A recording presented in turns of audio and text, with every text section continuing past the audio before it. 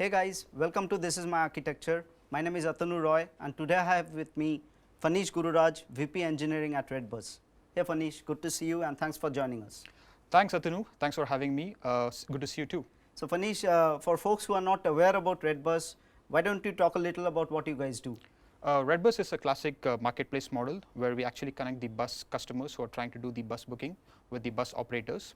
We are actually operational in 5 countries outside India. Right. And in terms of the bus booking experience, we try to give a very good information right from the time they are intending to book to the time they are actually traveling and finally do the actual rating and review of that bus, thereby closing the loop. So as a user of RedBus, what strikes me is the way you guys have made it easier for us to provide feedback about buses and services, which helps other users in decision making while they are booking.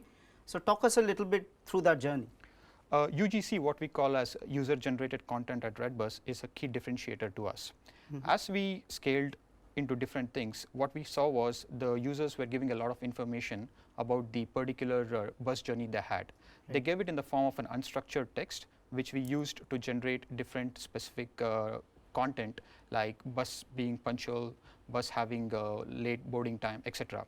These form the tags. Right. And as things scaled, to do this manually became a problem, and as things scaled, we had to look at other alternatives.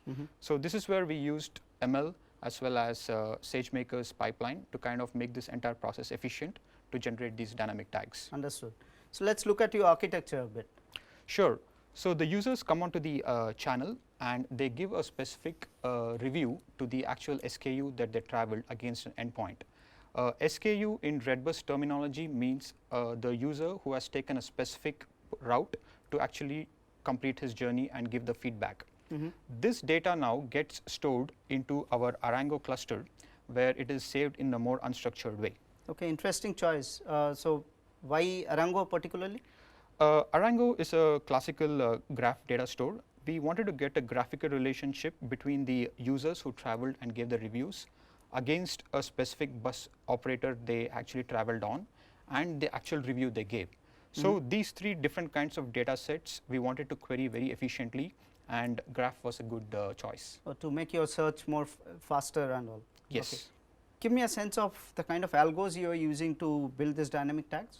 Sure. So we use a combination of manual curation and k-means to actually label the actual training data.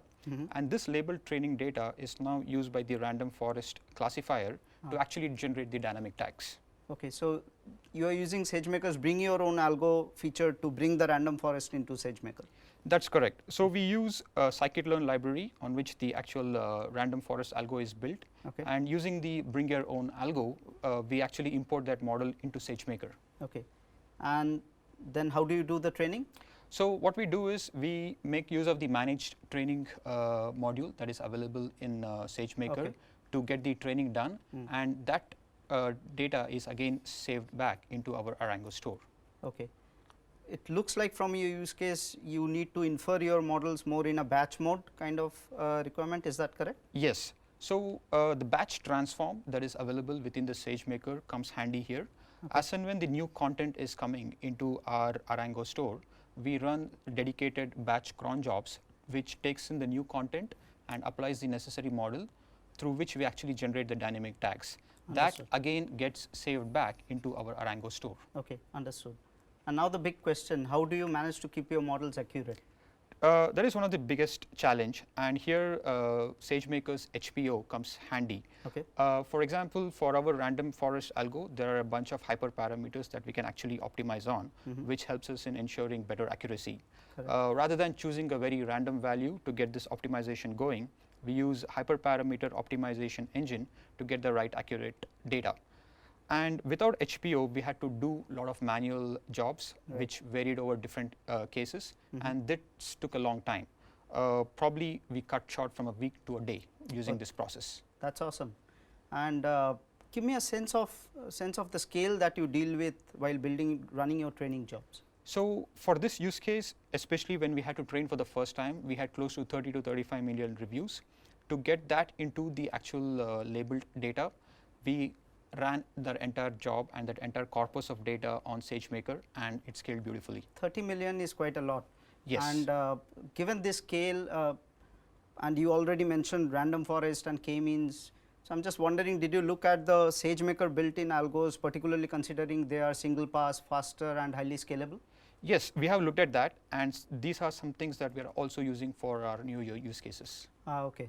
So, what's the future like? What all other use cases are you working on now? So, we are doing a bunch of things, right from dynamic pricing, fraud detection, also building a chatbot to help the post-customer experience.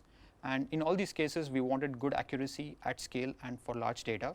And I think SageMaker will definitely help us achieve these objectives. Awesome, man. All the best, Fanish, and thanks again for joining us. Yep. And thanks to you for watching This Is My Architecture.